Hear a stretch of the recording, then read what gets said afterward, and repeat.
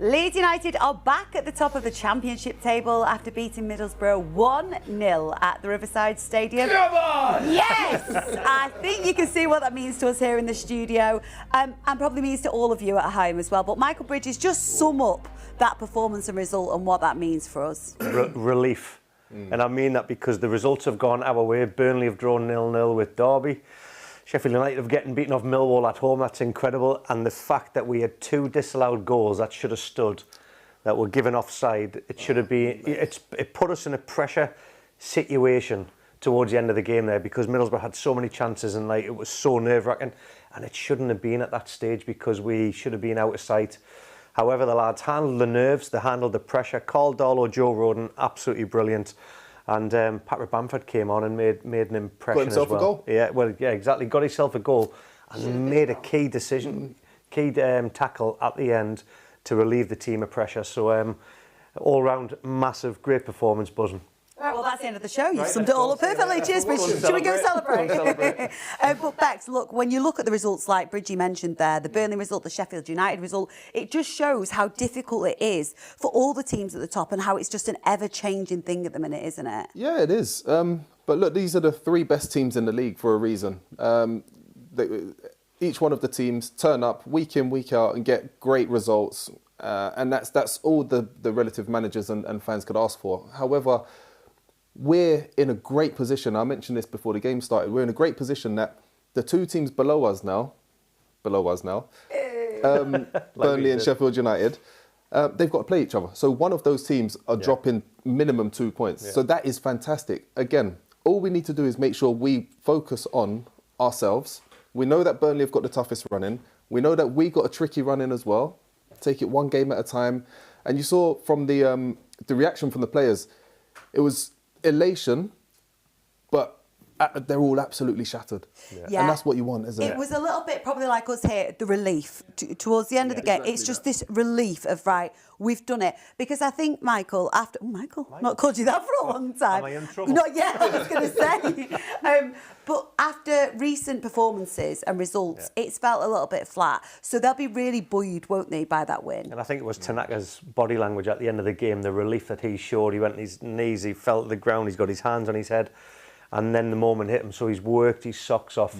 And then we saw the lads celebrating together. But when they went over to the fans, it was almost like Daniel Farke had put the reins on and said, let's not get too carried away now at this moment, because there's a hell of a long way to go.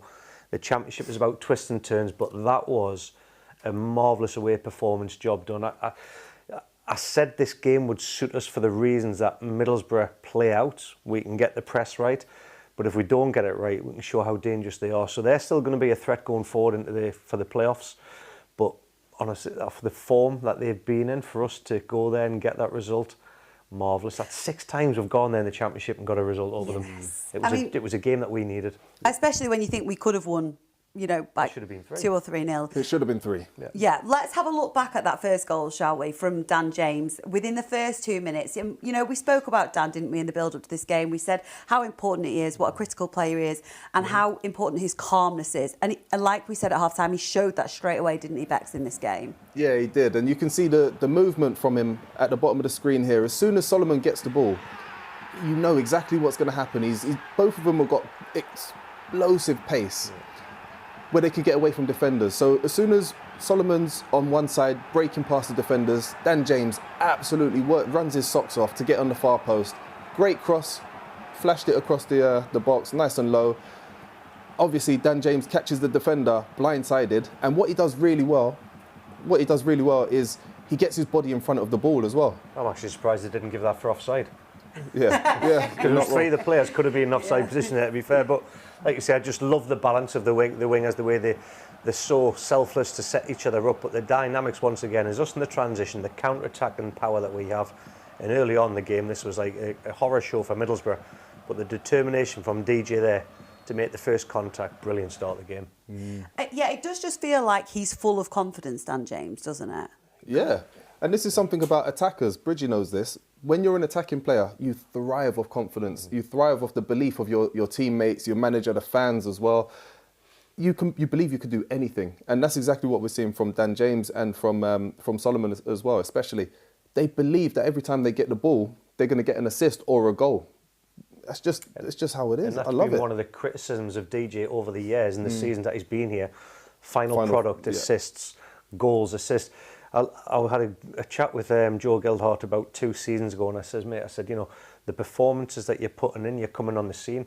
I said, it's not about the performances and the work rate. We are judged in your position on goals and assists. Yes, the work rate is a non-negotiable, but stop drifting into positions deep. You've got to get yourself. You're not going to affect the game in the final third. Dan now, he's answered his critics because he's getting the goals, he's getting the assists, and he's doing all his dangerous play in the right areas of the game, and we're thriving on it as Leeds fans. Well, it looked as though Patrick Bamford could have got his goal as well. This was really disappointing to have this ruled out, wasn't it? It is, and I really genuinely feel for him as well, because he's had one of those seasons. It's been quite torrid for him, a tricky one. And for him to have spent as much time on the bench as he has done, come off the bench today and do exactly what we've seen him do here. Look at the movement there, straight from the penalty spot. He doesn't break stride, straight through the middle of the pitch. He doesn't divert, he's not trying to drift left or right. Great movement, perfectly timed run. What a finish. He was just about to take his shirt off, take a booking as well, but he was robbed. That's both subs making an impact there as well, not slipping in the pass. Exactly. Shocking I feel decision. for him. I feel for him. Do you know the first half I was talking about the decision from the linesman when they give who scored the goal for us that we disliked? Tanaka, yeah. Tanaka, thank you. That was a hard decision because Tanaka was in front in first sight. This one here, they say the line's on the far side there. You've got the Middlesbrough defender in front of Patty, so you should not have seen Patrick offside there. It's a shocking decision once again. But again, the transition from our defending to the attack just shows how dynamic and how fit we are later on in the game to catch teams on the counter-attack. So you've got to take the positives out of negative. Like you say, I'm gutted for Patty, because they're the kind of things that you need for himself, but for Leeds United going at the remainder of this season, because he's making impacts. Well, we'll chat about that more very shortly, lads. But let's head back over to the Riverside Stadium and catch up with our commentary team, Bryn Law and Tony Dorigo. Cheers, Emma. Yes, we've made our way down from high up in the main stand to the side of the pitch here. We're awaiting a Leeds United player who will come and talk happily, I'm sure, about what they have just been through. And we can talk happily about it as well, because it was a long night, it was a tough night, but ultimately it's been a successful night. It certainly has, but it didn't kind of feel that way during the game, because it ebbed and flowed. The pace of the game was really good. I thought as a neutral it would have been a great watch, but we're certainly not neutral, and we could have won it more comfortably. Those couple of offside goals are very frustrating, and then we had to really withstand a load of pressure in the second half, and lots of ways to win a football match, and that's another one of them that you really need as well. The Middlesbrough chances that were created, actually, in a sense, Carl Darlow didn't really have many saves to make, did he? But the ball seemed to be flashing across the penalty area on fairly regular occasions. It did. In the first half, I don't think it was a shot on target, and second half, you're right, they got into some good positions, but they couldn't really finish, or a ricochet or what have you. And then when we needed Carl Darlow just to be calm and grab that ball out the air, he did exactly that. So he wasn't tested too much, but our defence was certainly tested. I thought towards the end we looked physically, a bit tired as well. We couldn't keep the ball at all. Borough kept coming and coming. We knew the way they played would cause us one or two problems, and they're a neat, tidy side. They're at home and they're going for the playoffs, so of course it's going to be difficult. But I thought the way that the boys got through it was magnificent. All the way through the game, we had a little eye on what was going on elsewhere, which is inevitable now, isn't it? It's so tight at the top there.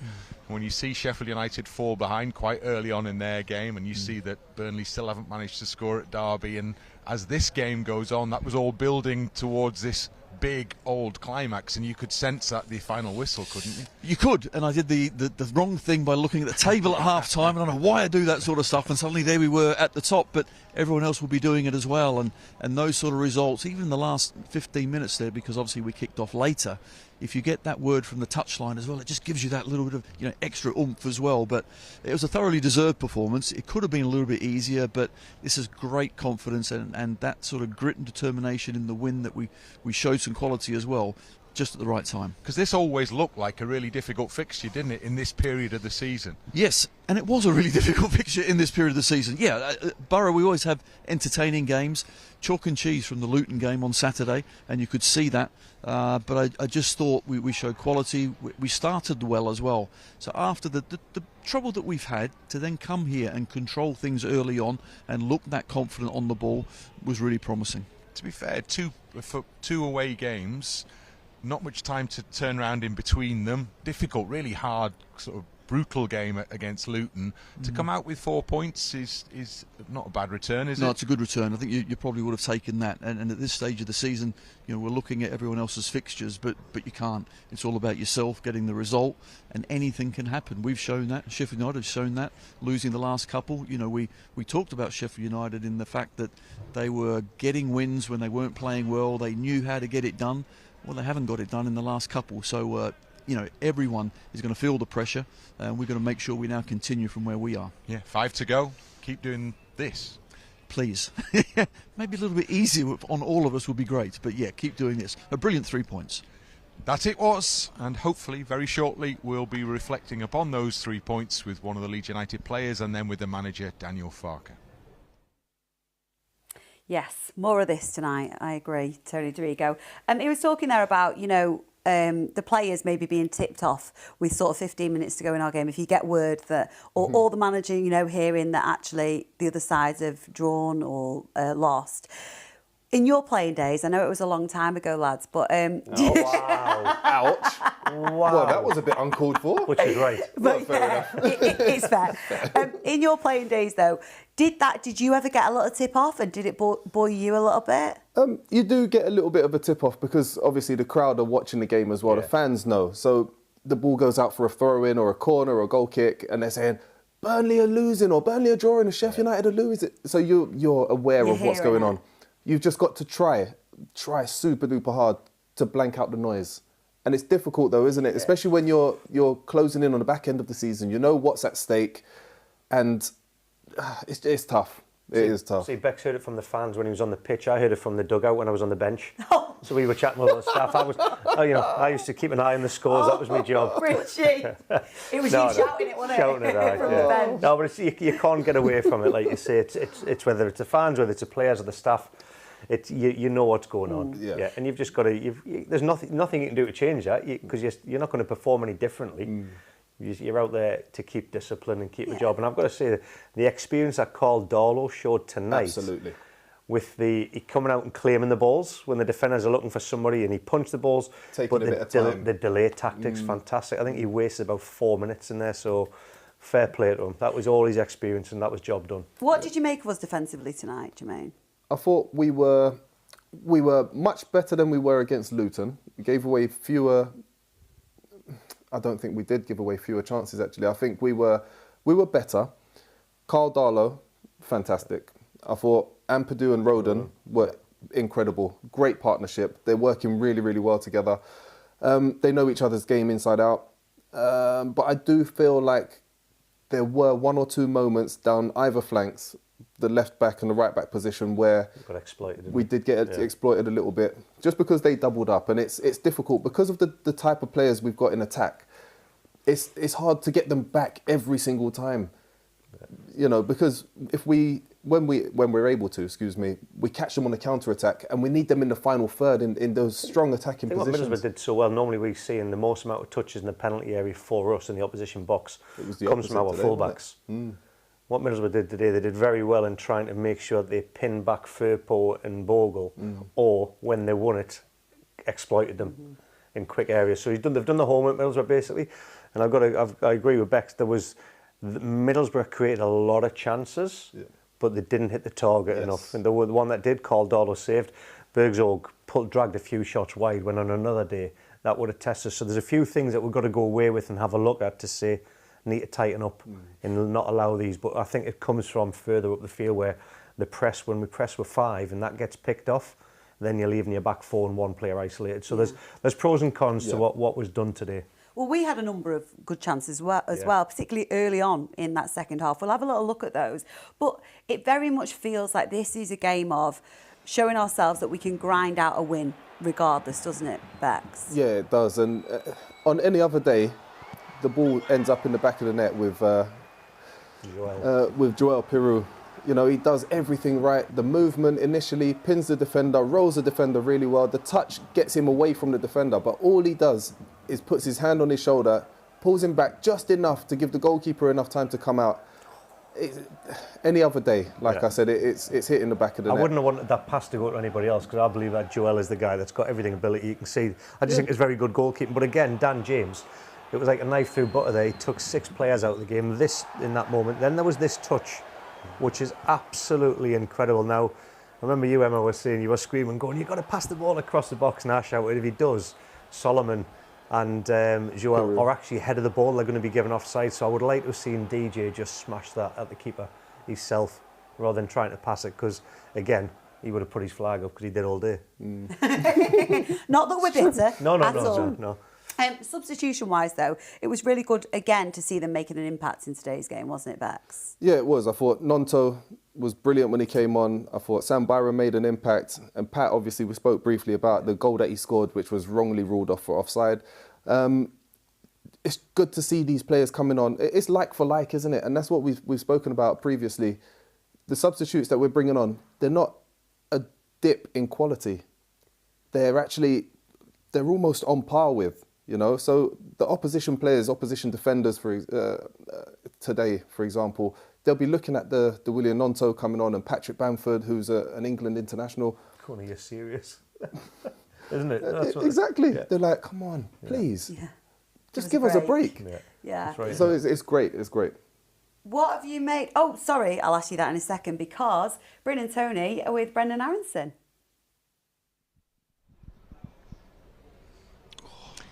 Thanks, Emma. Yes, we have Brendan Aaronson. Happy man, I'm guessing. Big win. Yeah, very happy. I mean, I think the team deserved it over the last weeks and how hard we've worked. And yeah, I just think it was a great performance. We had to grind it out. We knew that they were going to be good with the ball, and of course they're at home, and it's difficult this time of the year because teams are grinding for the points, and I think we did a great job of our togetherness and, yeah, sticking it through. And when you walked off towards the end of the game, you looked like you put in a proper shift. I mean, it was a long, old, slow walk, that, wasn't it? Yeah, no, I was dead, but I was also trying to waste a little time, if I'm being honest with you. But, yeah, I put in a shift, and everybody did, and I'm proud of the group, and, yeah, we deserved the 3 points. I think there's lots of ways of winning a football match, isn't there? But yeah, to show that grit and determination is particularly good at this stage of the season.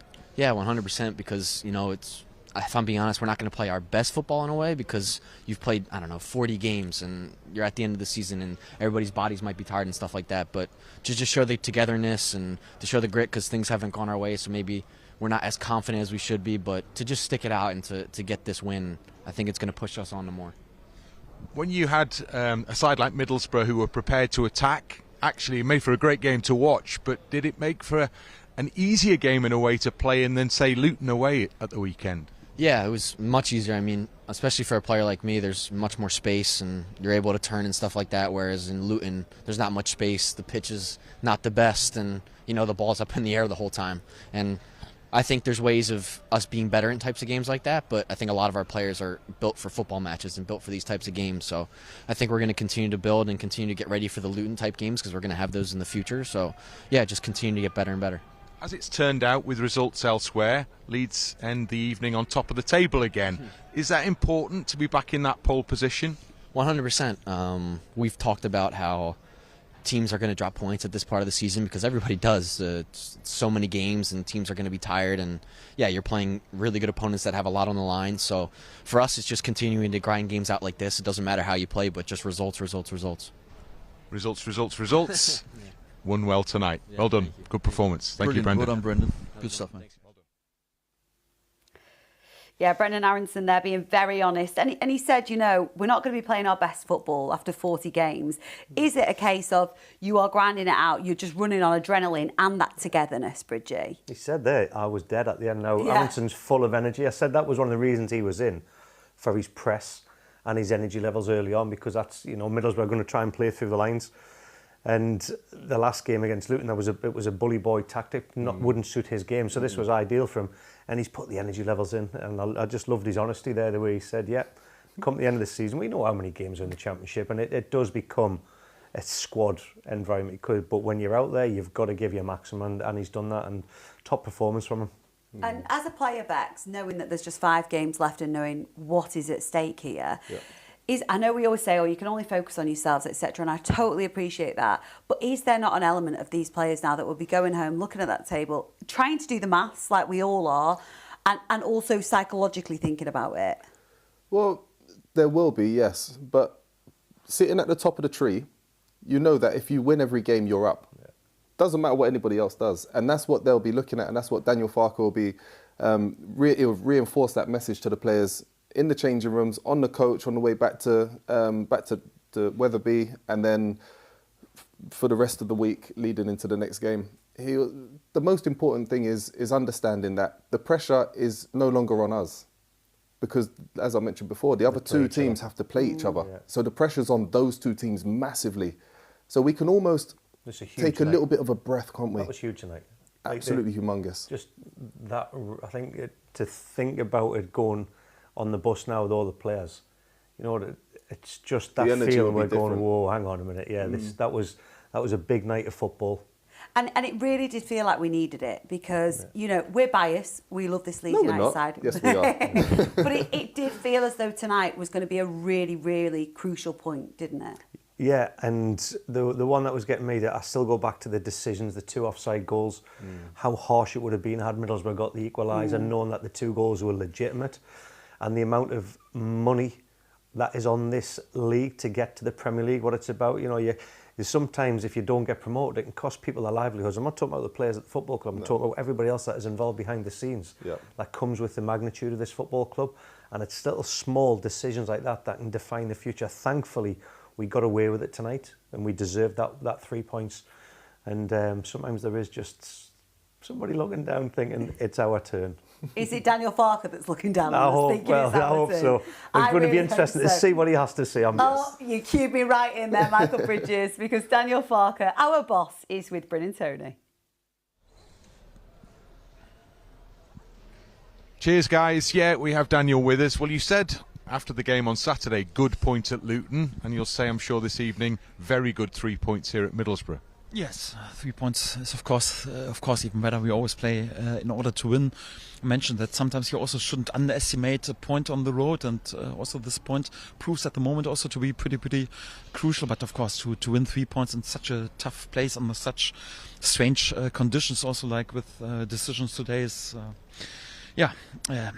I'm proud of the boys tonight, because they did well. It was crucial to return back to our clean sheet behavior, to give everything to defend the goal proper. He's got a fantastic goal, had some really good chances, moments where we could have scored 2 more regular goals that were wrongly ruled out. Normally, when in such a difficult game, Middlesbrough in red hot form, they had 1 more day to rest, and 2 goals are ruled out, although they should stand. Normally you can't win such a game, but my lads found a way also to win it with really good structure against the ball. Yes, of course, Middlesbrough is made for possession, attacking. Sometimes you also have to survive a few moments and earn a little bit of luck that you need. But I think we allowed them today possession more or less in areas where it didn't count that much, and they had perhaps many crosses or half chances and perhaps also shots out of distance. But I would say not too many clear-cut chances, and also not too many shots on target. And this is what we wanted to use today. But nevertheless, it was a tight game between 2 really good championship sides.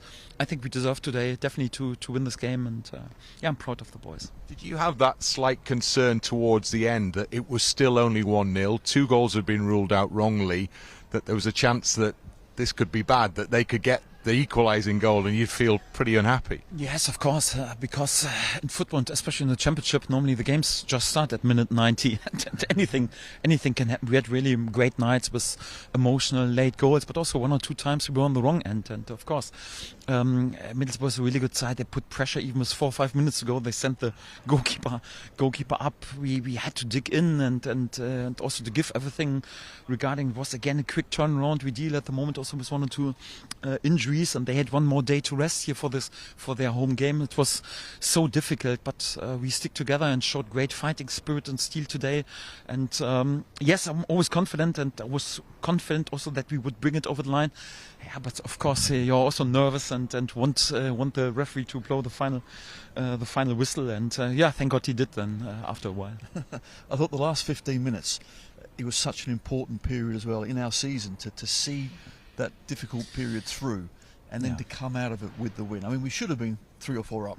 I take that, but we weren't, and just to see it through, I thought was a great achievement by the boys. This is what I like so much about this team, because we had to dig in and to grind out something, and especially when you have so much adversity against you, and then you have to show resilience. This is also the only way how to win promotion or perhaps win a title. You have in this tough moments, you have to keep the nerves, you have to stay cool, you have to stick together. We have a great togetherness in the dressing room, and even if the outside world is panicking at times and so nervous, we have this belief in our dressing room, and we have a clear plan. We know exactly what we want and need to do.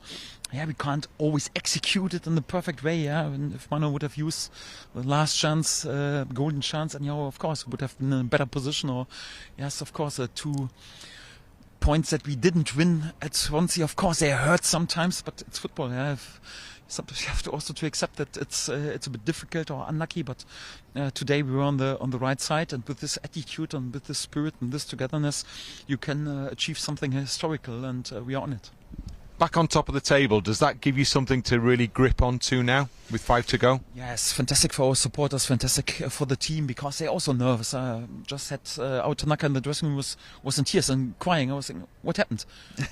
In his English, boss, I'm just so empty and tired, and the pressure. They're young lads anyhow, so and it's so difficult when there's the first time after the last game he had to deal with some criticism or whatever. It's not that easy, but they give their life to defend the shirt, and this I see this attitude each and every day, but I still have to make sure that I do it even better and hold the standards high and keep them going, give them some trust. For them it's also good to see again, okay, we are top of the league, for their confidence, but for me it's more like, okay, right now I knew before, so there are always twists and turns in the final game. So we have 5 games to go, and brilliant night tonight, but it's not done. We have 5 games to go, and we need to win as many points as possible. We look forward to the next one, and the one after that, and the one after that, and do so we? on. Okay, yes, of course we do. Well done, Daniel. Thank you, Daniel. Excellent. Good stuff. Well done. Thank you. Yeah, do we? Insightful what he said there about our Tanaka there, that, he was in tears in the dressing room. That just shows what an emotional roller coaster these players are riding at the minute. I think sometimes we're all guilty of forgetting how much this impacts them, aren't we? And how young they are. It's how do you deal with the pressures of playing for a massive football club like Leeds United, where every team that's coming up against you is treating it like it's their cup final. It's the dark arts that the opposition teams use as well. And then the atmospheres, every atmosphere that we go to from now until the end of the season is going to be so intimidating. And these players, we're just assuming they know how to deal and they know how to handle it. They've been here before, they've done it before, but it's not necessarily the case. And the effort, the energy levels. He just said there that he was in there saying, I've got nothing left to give. I'm exhausted. Yeah. Aaronson, nothing left to give. They're probably the 2 fittest players along with Gruev in the team that can do the box-to-box stuff. So that just shows what they put in. Plus, tonight, I was just saying to Bex, give the ball away late on in the last minute of the game, which almost led to an opportunity for Millwall, and you could see him. The panic almost kicking. The panic, and I think just there's so many things go into. We're human beings. You never know how you're going to react in certain situations, and it's nice to see that and hear. Well, not to see. Obviously, we've heard about it from Daniel Farke. That's great to hear, because that means he cares. He cares about this football club and cares about himself. It shows how much they've all given for Leeds United. Look, he also spoke about the togetherness, and you flagged, Bridgie, that was exactly the word that Brendan Aaronson used in his interview. So this is obviously something that Daniel Farke's conveying to the players, isn't it? This sense of togetherness. Key messages, side before self, isn't it? The motto in the dressing room. Aaronson used togetherness twice. The boss has just used togetherness twice. So obviously when he's given his team talk there with the staff and the players, that is the key messages that are coming out. We're in it together. And it's funny when I remember hearing managers do some team talks afterwards, and you see the players going and getting interviewed. So many things that you regurgitate yourself, you know, out of that message because you've heard what the gaffer's saying, and these are the signs we're saying. It comes back to what he mentioned about Tanaka, the collapsing on the end of the pitch there, the relief, but then the celebrations and the joy. It's an emotional roller coaster football for players, for fans, and everybody connected with the club. And thankfully, we've come out on top, and we are top of the league at this moment in time. Yeah, and that togetherness is more important now than ever. Look, the next game coming thick and fast, Jermaine, against Preston, back here, back at home. What kind of game are you expecting Preston to bring here? Well, they're an interesting side. They went ahead twice today, but were pegged back twice, 2 apiece. So they'll be looking to right the wrongs of today's games. They know what's at stake for Leeds United. They know what's at stake for us. They know what's at stake for themselves as well. I think they may have a slight outside chance of playoffs. Maybe that might have gone today. I've not checked the table properly. But they're going to make it as difficult as possible. They're not going to want us to steamroll them. They're not going to want us to do anything like that at all. And it'll be a tough one. We know what Hecky likes his team to do and how he likes his teams to play. So listen, just send Hecky and Peter Ridsdale back with no points and say, see you later, lads. Yes, you've been here before Leeds United, and I'll do one. Yeah. See you later. Do you know what? On that note, we can end there, can't we? Lads, are we going to sleep soundly tonight? Yes, we are. No, need some magnesium. I've had 2 cans of Red Bull. You're not doing any sleeping. I'll sleep for you on your behalf, Bridgie, because Leeds United are back at the top of the Championship table after beating Middlesbrough 1-0 over at the Riverside Stadium. Myself, Michael Bridges and Stuart Dallas will be back with you on this sofa, bringing you all the build-up to that game on Saturday against Preston. But for now, sweet dreams.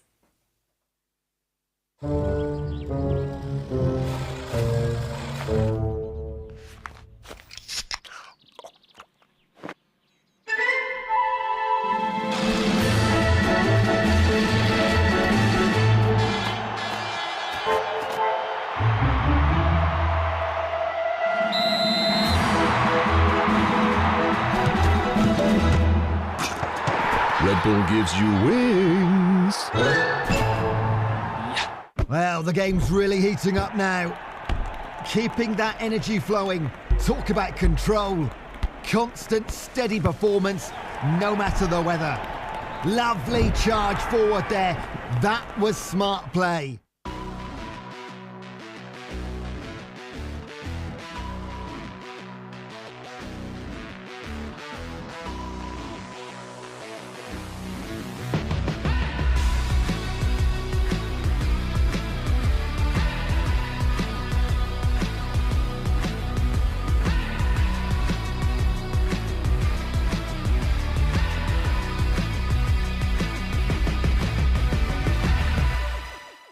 Tanaka shoots! How about that? Absolutely brilliant from Tanaka. Ramazani! Superb goal from Ramazani. Thomas is actually going to hit this and he scores. Oh, he's gone in 5 or so minutes away from a 5th win in a row. Not down! Make that.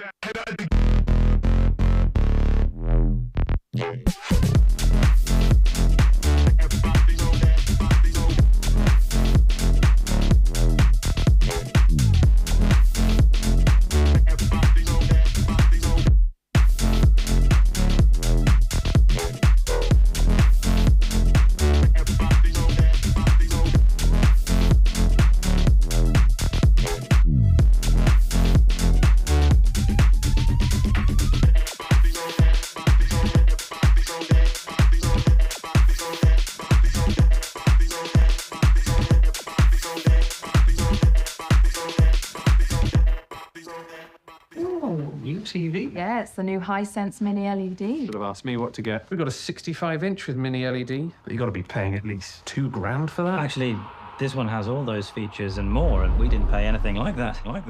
Looks great, doesn't it?